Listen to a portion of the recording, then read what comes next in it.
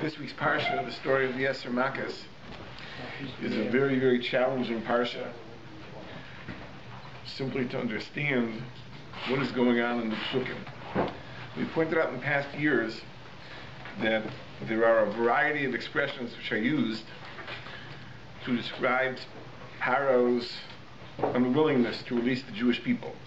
Sometimes the pasuk says that Vayechazak leiv Paro, his heart was strong. Now sometimes it says Vayichbad leiv Paro, his heart was heavy. Even if we understand the difference between the two, we still have to understand why is it in certain instances the Torah uses the one expression, and in certain instances the Torah uses the other expression. For example, in the case of the Makkah of Svardeya, the Torah uses the Lashon Kaved. In the case of the Makkah of Kinim, it uses the Lashon of Chazak.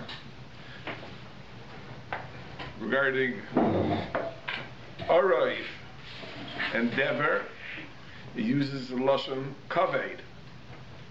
By Shchin, it uses the Lashon of Chazak. With regards to Dam and Barad, as we'll see, the Torah uses both expressions. So it's hard to figure out exactly what the idea is. I'd like to offer a conjecture that may give us some insights into some of the psukim and exactly what is going on in the parsha. It would seem as follows.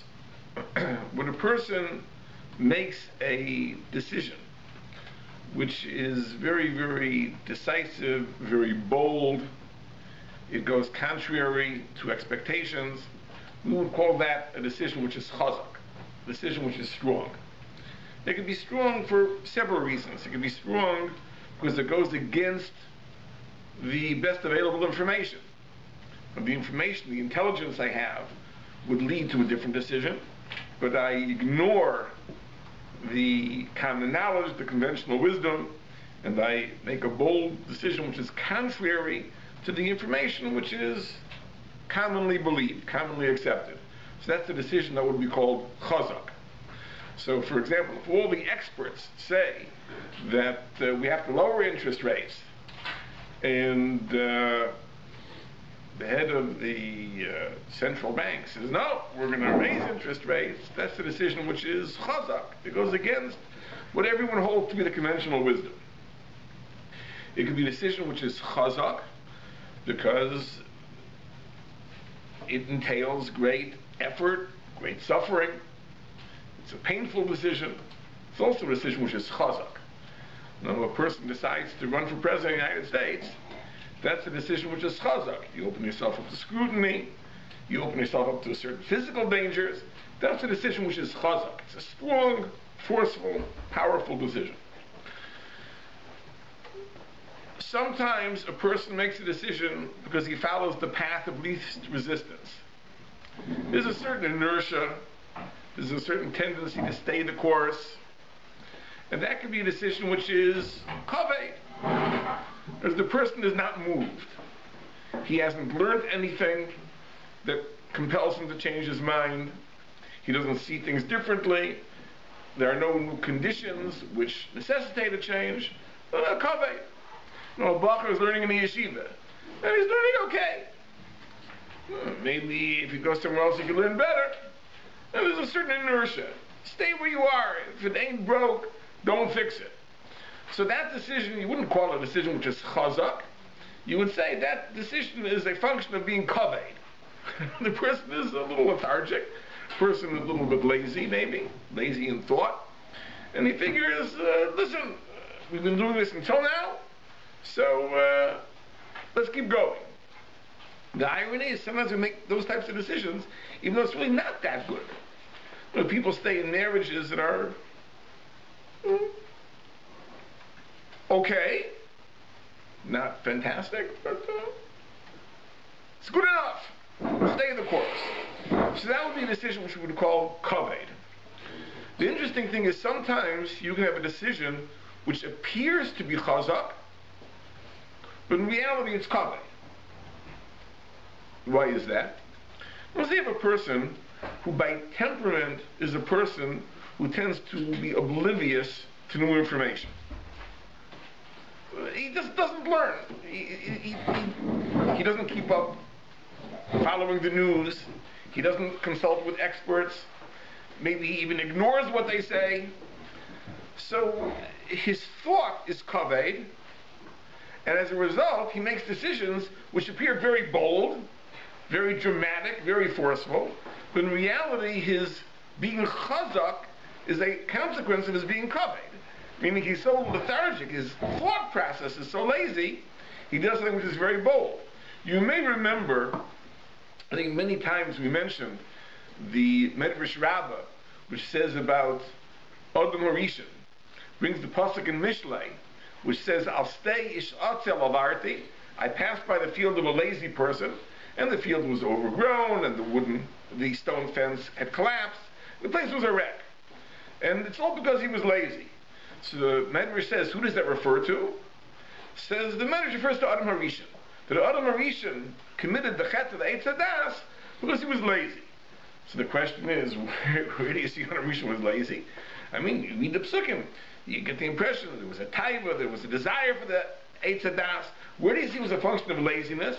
So the Shemesh Shmuel brings from the Kotzker, and the pshat is like this, that if Adam Harishon would have thought through the decision more carefully, he wouldn't have eaten from the Eitz Hadas. But because his thought process was lazy, he didn't bother to think it through, so therefore, as a result, he did something which was very, very bold. To defy the Ratzon Hashem and to eat from the Eitz Hadas is a very bold move. So the observer would have said that Adam Harishon is doing something here which is very, very chazak. Right? But in reality, what is it rooted in? It's rooted in being kaved. There's a certain laziness of thought. You follow the path of least resistance. You don't gather the information. You don't analyze the information. And what's the result? The result is you make a decision which appears to be bold, but in reality is a decision which is very much a decision rooted in lethargy and laziness. So you can have three types of decisions. A decision which is genuinely chazak, it's genuinely bold. A decision which is genuinely kaved. Or you can have a decision which really appears to be chazak, but in reality it's kaved. Moshe Rabbeinu and Aaron come to Paro. We'll go through the parasha Keseder. Come to Paro, and Paro says, "Give me a sign. Give me a sign." And Moshe Rabbeinu performs the miracle of turning the mata into a snake. And Paro brings the Khartoumim, and the Khartoumim do the same thing. So, therefore, Paro doesn't listen. Well, what would we call that decision?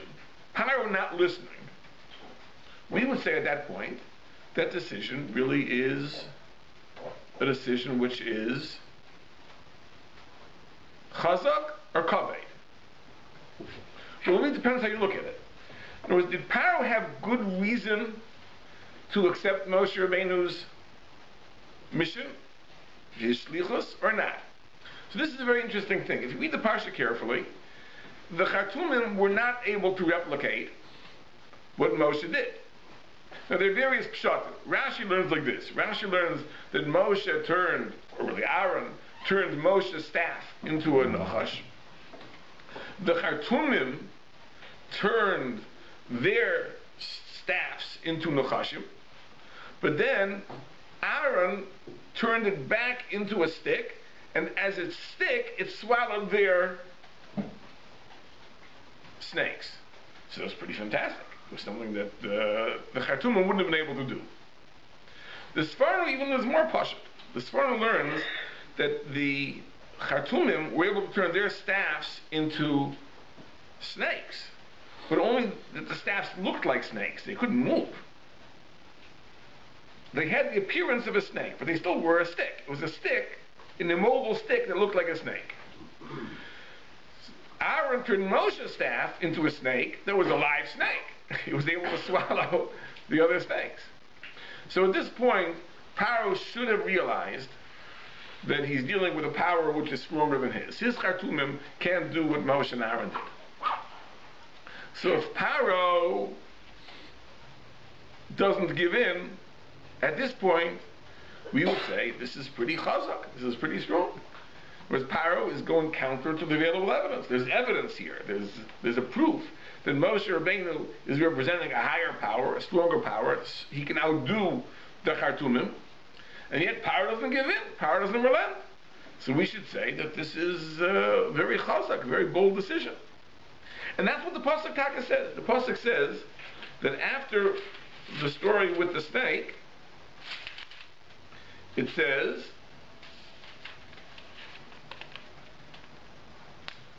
Vayivla mate Aaron as Mataisim, Aaron's staff swallowed theirs. Vayechazak leiv Paro, and Paro's heart was strong. V'lo shama aleihem, and he didn't listen to them to send out the Jews. Kashi dibur Hashem, just as Hashem had foretold.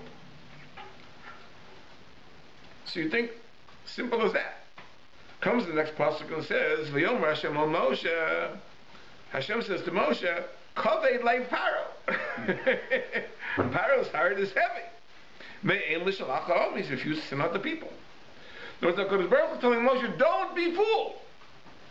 He looks chazak. He looks quite bold. He's not bold. He's kaved. He's lethargic. In other words, he's oblivious. He's not willing to learn. He's not willing to see what's in front of his eyes. To him, it doesn't appear that you outdid the Khartoumim. It doesn't appear that you outdid the Khartoumim. He's just oblivious. He's clueless. Even though the evidence you present is very, very strong. So he's clueless. So don't think that he's really chazak. He's really kaved. Right? It looks chazak. Anyone observing will say, Paro, in the face of this, doesn't release the people. It must be that Paro is really a strong guy.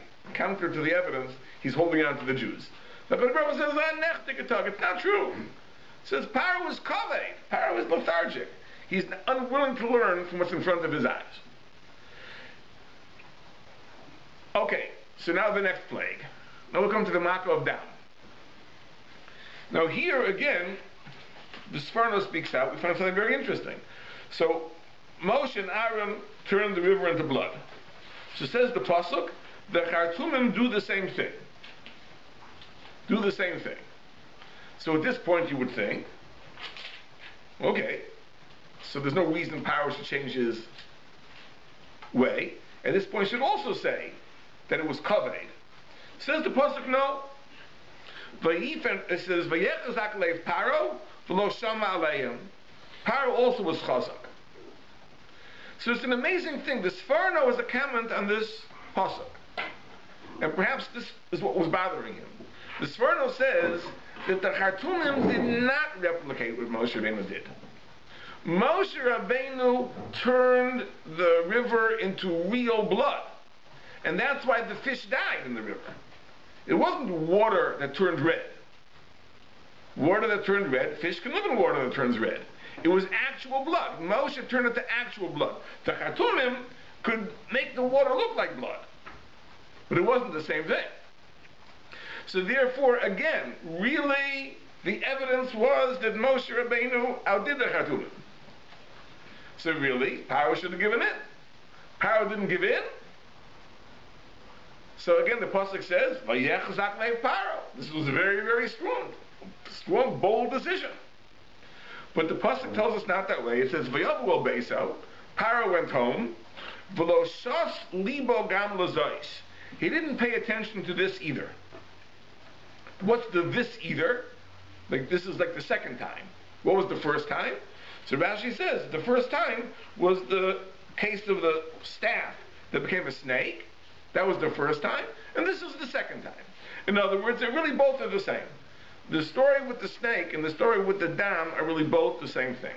These are incidents where the pasuk says it was chazak, but in reality it's kaved. Very simple. When we come to the Makkah of Tzvardeya, the conclusion of the Makkah of Tzvardeya is, it says in the pasuk, "Vayar Paro ki hoisa harvacha." Because what happened was that Moshe Rabbeinu davened to remove the Svardim, and Paro saw there was a reprieve. V'hach beiris libo, and he made his heart heavy. V'lo shama aleim kasher dibur Hashem. So why here is it different? Now the answer is very simple. Because here, be'emes, the Chartumim did replicate the Makkah. It says in the Pasuk that Torah called the Chartumim, Vayasikin Chartumim, B'latayhem, Vayalu es et Sfardim al-Eretz Mitzrayim. They were also able to bring Sfardim and Eretz Mitzrayim. Because here the Chartumim did exactly what Moshe did. So here, there was no new evidence. There was nothing that should have forced Paro to change his mind. There was nothing new that he learned. In the case of the Mata, in the case of the Dam, Moshe did miracles that the Chartumim couldn't do. So Paro should have responded to that. So the Torah says it was chazak. So HaKadosh Baruch Hu explained it wasn't really chazak. He really was kaveh. He was lethargic in his learning, and therefore he didn't understand that there really was grounds for changing his mind. But in the case of the Tzfardim, there was nothing new that he learned. Because there was nothing that Moshe did in the Makkah of the Tzfardim that the Chartumim couldn't do. They also produced Tzfardim. Now if you're curious to know why were they able to do this and not the other things, it's very simple. Because the Tanyan and the Dam involved changing something. So the Chartumim were limited in their ability to change things. They couldn't change a stick into a real snake, and they couldn't change water into real blood. But the Makkah Tzfardim is just transporting Tzfardim from here to there. They're bringing them out of the river, bringing them on the dry land. That even the Chartumim were able to do. But there might be another reason why we would call this bold. Because the immense suffering, the immense damage that was being caused by this Makkah. So maybe over here it should also be considered a bold decision not to give in. But keep in mind the story. When did Paro make his decision? After Moshe Rabbeinu davened to remove the Tzfardim. Right? Paro begs Moshe Rabbeinu, daven to remove the Tzfardim. So Moshe says, when do you want me to daven? She says, tomorrow. There's no problem. He davens that tomorrow the Tzfardim should disappear, and the Tzfardim disappear. Rak Bayor Tisha Arna. And this furnace is an amazing thing, that the tefillah of Moshe Rabbeinu wasn't just that these Tzfardim should die, but that the Tzfardim should remain in the river forever. In other words, part of the tefillah was that there be never again another Makkah of Tzfardim. That's what Moshe davened for. That Rak Bi'or Tisha Arna, that from now on, the frogs will remain only in the river. They'll never come out again. So basically, Paro was not under any pressure at this point. He hasn't learned anything new. In other words, the Moshe and Aaron didn't do anything that the Chartumim couldn't do regarding the Tzfardim. There's no danger now, there's no pain, because the Makkah is over. So here it says that the decision of Paro to keep the Jews is a function of being kaveh. Vayar Paro ki hoysa harblach. He saw there was a reprieve. V'hach beis libo. V'lo shom aleim kasher dibra Hashem. And he didn't do anything, as Hashem had foretold. Now we come to the Makkah of Shechin, and the Makkah of Shechin, on two grounds, should be a reason for Paro to change his mind. First of all, again, Moshe does something that the Chartumim can't do. It says the Farish in the Pasuk, that the Chartumim tried to produce the Kinim with their magic, and they couldn't do it. And Rashi says the reason they couldn't do it is because one of the rules of Kishuv is that Kishuv doesn't apply, can't be practiced on a thing which is smaller than a so'ira, smaller than a kernel of barley, and Kinim are smaller than that, so they couldn't produce lice with Kishuv. And secondly, there's another thing which is interesting, that here, it doesn't say that the Makkah was over.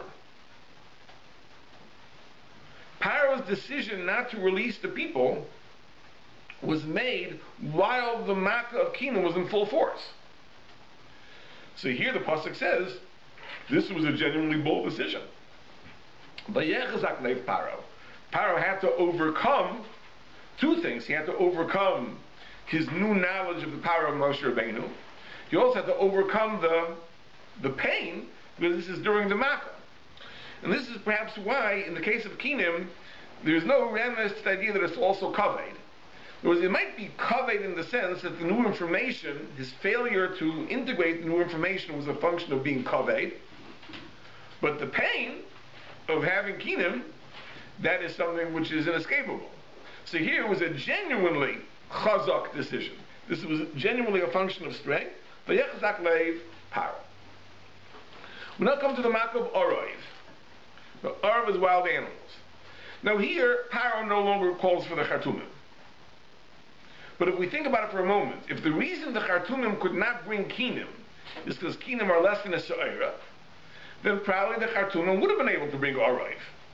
Just like the Chartumim were able to bring Sfardim, they could have brought Orov from the jungle. So therefore, there's nothing new over here in the Makkah of Orov. Elamai, but it is a very dangerous thing. They're wild animals. They're running through your land. But again, if you remember the story, in the story, Paro asks Moshe Rabbeinu to daven, and again Moshe Rabbeinu davens to remove the Orov. So Moshe does not have to make a decision until the Makkah is over. So at that point, there's nothing compelling Paro to change his mind. The miracle isn't anything that his Chartumim can't do. There's no pain, no threat, because the Makkah is over. So the pasuk says exactly as you would expect. But Yachbei Paro is libo gam b'pam hazos. Paro was lethargic again. This time also. And if you look in the Sforno and the Rashbam, they say, what is this time also? What does that refer to? This time also? An amazing pshat. They say, just like by the Tzfardim. That was amazing. Not just like by the Kinim, which was the immediately preceding Makkah. They say, Vayach be Paro es libo, just like by the Tzfardim. It's a very strange pshat. So you realize it's very pashut. Because by the Kinim it says Vayechazak. Where did it say Vayichbad? Only back by the Tzfardim. So when it says over here, Vayach be Paro es libo gam b'pam hazois, say the Rashbam and the Sforno, it means just like by the Tzfardim. In other words, that in some sense, the Makkah of Orov is just like Tzfardeya. These are both situations where the Chartumim don't do anything amazing, so there's no new information that Paro has to deal with. There's no danger, because Paro only has to make the decision after Moshe being davened to remove the Makkah. And therefore this is a decision which is purely a decision which is kaved. The kaved, he follows inertia. He doesn't do anything. I mean, that means he doesn't look into the future, what might come next. But on the basis of what already has happened, there is no need to make a decision. So we have so far really three different types of areas. We have the snake and the Makkah of Dam, which seems to be chazak, but in reality is kaveh. We have Sfardeya and the Orov, which is genuinely kaveh, and we have Shchin, which is genuinely chazak. Now the pasuk goes on, and we come to the Makkah of Dever. Now Dever also, if you think about it for a second, is also a Makkah that when it's over, it's over. When it's over, it's over. And therefore here again the pasuk says, Vayichbad leiv Paro, v'lo shilach es ha'am. It was again, there was no threat, no danger. The Makkah was over. Paro has to make a decision. So his decision at that point is a function of kvedus. Then we come to the Makkah of Shchin. And in the Makkah of Shchin, Paro has to make a decision while the Makkah is still going on. Remember, everyone is scratching. Even the Chartumim couldn't stand before Moshe because of the Shchin. And therefore, what do you think the pasuk says? Exactly what you would expect. Vayechazek Hashem es leiv Paro. Here it was a very forceful decision. Right? It was a forceful decision because Paro had to overcome the pain of the Makkah to make this decision. And over here, by the way, it says Vayechazek Hashem. Hashem had to strengthen him, meaning that he wasn't able to strengthen himself. Over here, Hashem had to do it for him. It says we come to the Makkah of Barad, which is the last Makkah of this week's Parsha. And we find a very strange thing here. Here again we have two expressions. And it's very, very interesting because, again, here the decision point is after the Makkah is over. Paro asks Moshe Rabbeinu to daven, and it says, Vayetze Moshe minho. Me and Paro, Moshe left. Vayifros kapo vel Hashem. He lifted his hands to Hashem. Vayachtul hakaylas. The thunder stopped. The borod, the mutter, nothing. Vayar Paro, and Paro saw ki chodal hamotor v'haborod v'hakaylas. It all stopped. Vayosef lachto. Vayachbeit libohu valvodov. Again, just as you would expect. Whenever there's a relief, whenever there's a respite, then it's kvedus. But the pasuk says, "Vayechazak leif paro, v'lo shilach es bnei Yisrael." As what is the idea? Because again, it was really, this was such an astounding makkah. It says in the pasuk that it's called kol magevosai. So here you would have thought that Paro should have relented because of the future. So it says no, that it was a chazak decision. It was an apparently strong decision, but again, it was a decision that was rooted in his kvedus and his unwillingness to learn. So this is a conjecture as to how to understand the various expressions in this parsha, and I'll just mention one very interesting thing that is explained al pizet. There's a very, very perplexing Medrash Rabbah. Throughout the parsha, many times, when it says that Paro didn't give in, it says that Paro didn't give in kasher dibur Hashem. When he didn't give in because of the snake, it says that vayechazak leiv Paro v'lo shama aleim kasher dibur Hashem. By the makkah of dam, it says Hashem, again, kasher dibur Hashem. By the makkah of tzvardeya, it says that it was vayichbad leiv Paro kasher dibur Hashem. By the makkah of kinim, it says again, it was vayechazak kasher dibur Hashem. This is an expression again and again and again and again. When it comes to the makkah of tzvardeya, the Medrash Rabbah asks the question, where does it say that? Where did Hashem say that? Where did it say that? Which is a very perplexing thing. So the Medrash Rabbah says there's a problem in the Rashi had different gears in the Medrash Rabbah, but our gears in the Medrash Rabbah says like this: that it's, you know where it says it? It says it back by the sneh in Perek Gimel, last week's parsha. It says that Hashem said that I know.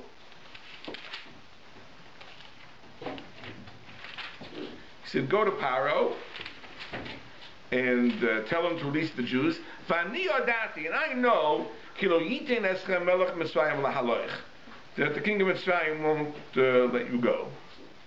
So that's where it says kasher dibur Hashem. So there's a question which is asked that this is not the first time we have this expression. We had it back by the snake. We had it back by the makkah of dam. We're going to have it ahead by the makkah of kinim. Why, on this one instance of Sfardeya, right, does the Medrash ask, where does it say it? And it gives this answer, that it's in Perek Gimel, Pasuk Yutes, which says, Vani yadati kilit neschem melech Mitzrayim l'haloich. I know that the Melech won't let you go. What's the pshat? The truth is this. The truth is that there's really a second time where HaKadosh Baruch Hu also tells Moshe Rabbeinu that Paro was not going to listen. The second time is also in Parshas Shemais, in Perek Daled, when Moshe Rabbeinu was leaving Midian. So HaKadosh Baruch Hu said to Moshe, "B'lechtecha l'shuv Mitzrayim, when you go to Mitzrayim, look at all the signs that I've given you. You shall perform them before Paro. Vani achazek es libo, I will strengthen his heart. Lo yishlach es ha'am, and he won't send the people." So really, HaKadosh Baruch Hu tells us to Moshe Rabbeinu twice. There was once at the sneh, and once as he's leaving Midian. So what's pshat in the Medrash? And the Medrash says, where did Hashem say this? And the Medrash quotes that pasuk in by the sneh. But it would seem Now what the Medrash is saying is this. The Medrash is saying that all the other times, I don't have a kasha. Because all the other times that it says kasha dibur Hashem, it could be a reference to this pasuk in Perek Dalet. So in the case of the Tzfardei, I have a problem. The answer is, it's a reference to the pasuk by the sneh. That's l'chara what is going on in the Medrash. So what's the issue? So if you examine these two psukim, you'll see the two psukim are really totally different. The pasuk by the sneh is like this. Hashem tells Moshe Rabbeinu, you're going to go to Paro, and I'm telling you that I know that Paro was not going to listen. It doesn't say that I'm going to cause Paro not to listen. It's simply I go to Baruch Hu Moshe Rabbeinu. You're going to go to Paro, and I'm telling you, Paro is not going to listen. In Perek Dalet, what HaKadosh Baruch Hu tells Moshe Rabbeinu is that I'm going to harden his heart, and that is why he's not going to release the Jews. Right? Again, look at the psukim. In Perek Gimel, at the sneh, he tells him, go to Paro and tell him, Hashem Elokeinu Ivriim Nikru Aleinu, Hashem appeared to us, and now we want to bring karbonos. I know that he's not going to let you go. So there's no remes here that HaKadosh Baruch Hu is going to harden his heart, or HaKadosh Baruch Hu is going to cause him. He's merely informing Moshe Rabbeinu. I'm telling you he's not going to listen. In the next parak, when he's leaving Midian, so there HaKadosh Baruch Hu says,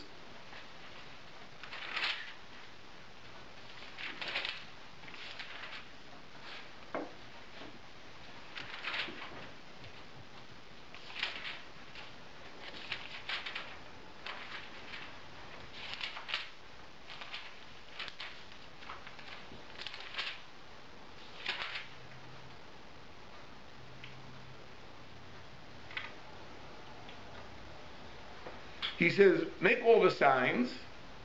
Vani achazek es libo. I will strengthen his heart. He won't send the people. So the Baruch says explicitly, I'm going to strengthen the people.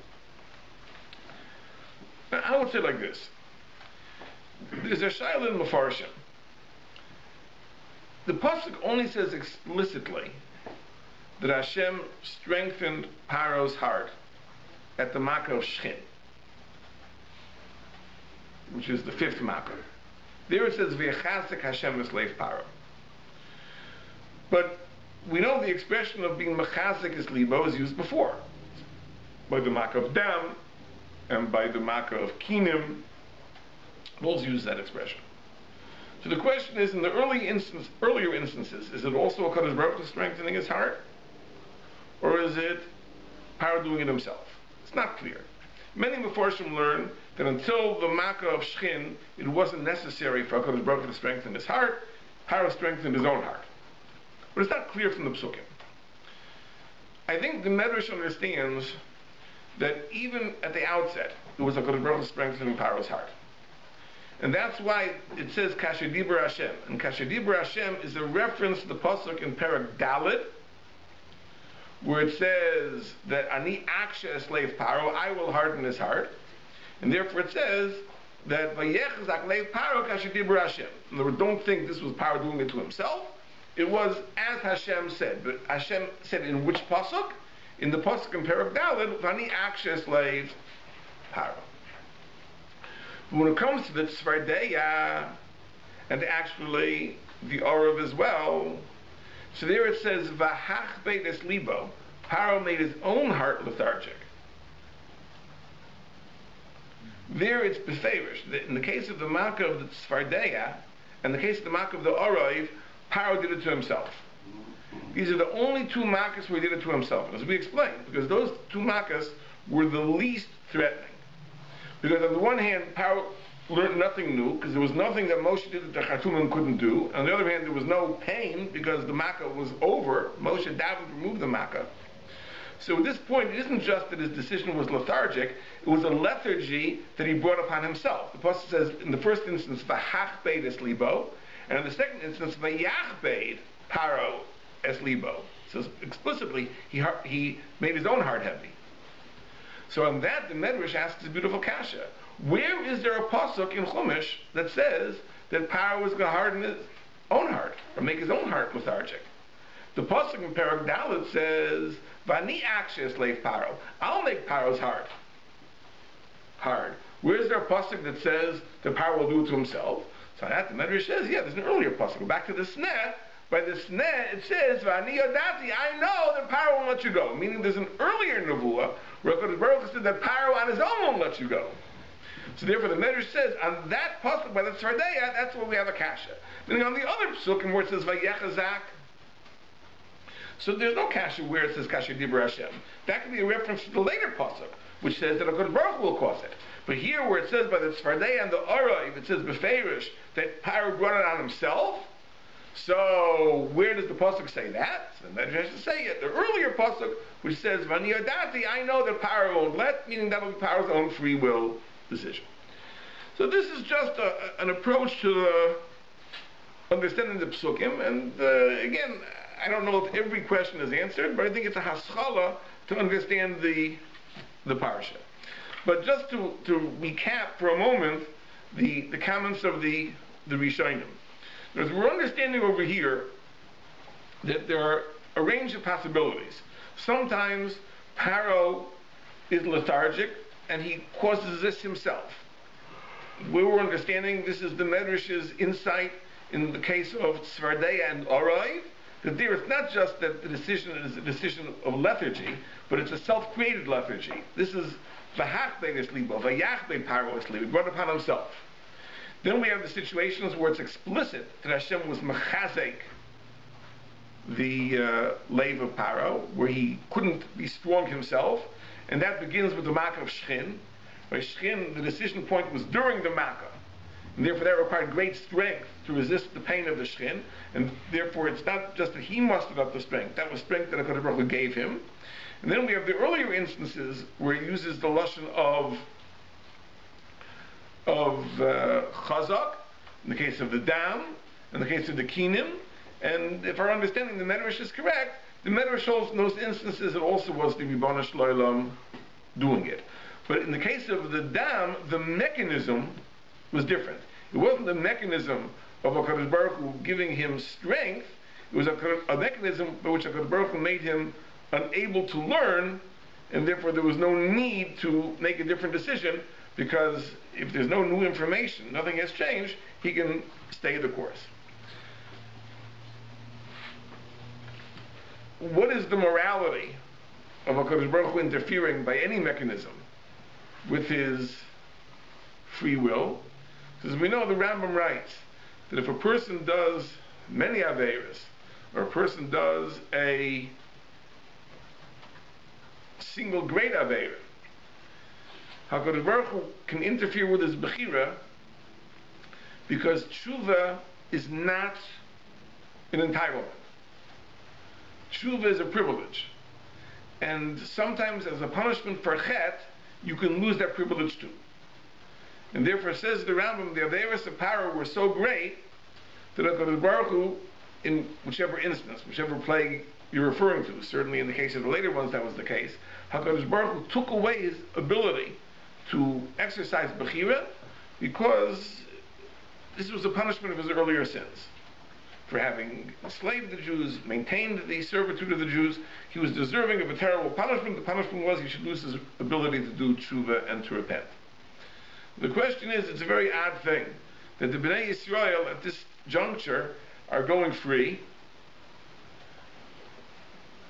Pesach, of course, is Man Cheruseinu, and like this is the lesson that HaKadosh Baruch Hu wants to teach the Bnei Yisrael, that a person can lose his free will and essentially become a puppet as a result of Averis that he does.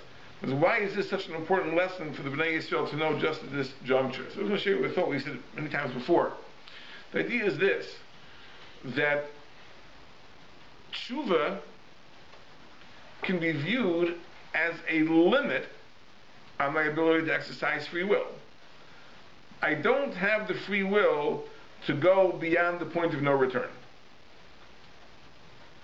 Can a person choose to go beyond the point of no return, we would think, no. So a person cannot do such terrible things that he's unsavable. The Rambam says no. And this is a very important lesson to learn when you are at the threshold of freedom. That freedom doesn't mean freedom in a minimal sense. It's freedom in an absolute sense. You are so free that you can even ruin yourself to the extent that you go beyond the point of no return. A person can do such terrible things, exercising his freedom, that he will lose his ability to do tshuva. That is the gift of freedom that the Kadosh Baruch Hu gives. It's such an absolute gift that you are free even to that extent. And the demonstration of that is power. And this is something I think that many of us have to learn in life. You know, I deal with boys of high school age. And very often you have a situation where a boy convinces himself, wrongly, that, okay, if he goofs off in grade 9, goofs off in grade 10, he can always recover in grade 11, he can always recover in grade 12, turn things around, get his diploma, and so on and so forth. But the reality is not so. A person can ruin himself to the extent that he's beyond the point of no return.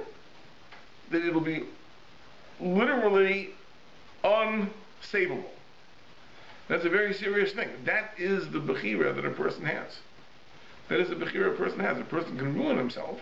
In the same way, if a person commits suicide, so obviously that's it. Can't rectify that. There are lesser forms of suicide that a person can commit. And that is the freedom that Rebbeinu Shalom gives. Yes, most often he gives us the ability to do tshuva, but a person has to know that tshuva is not an absolute entitlement. A person has the freedom to ruin himself to a great extent, to the extent that even tshuva is impossible. And that is the gift of freedom. And that's something we have to be aware of. The demonstration of that is Paro. In other words, Paro brought himself to the point where literally he lost his ability to do tshuva, but Rebbe tampered with his ability to do tshuva because his averis justified that. That's the Rambam's understanding. What we discussed tonight is simply the details of that. Was at what point of the story did it happen? What was the mechanism of its happening? Those are pratim. But in a general sense, it's important to understand this is really the lesson of the story of Paro.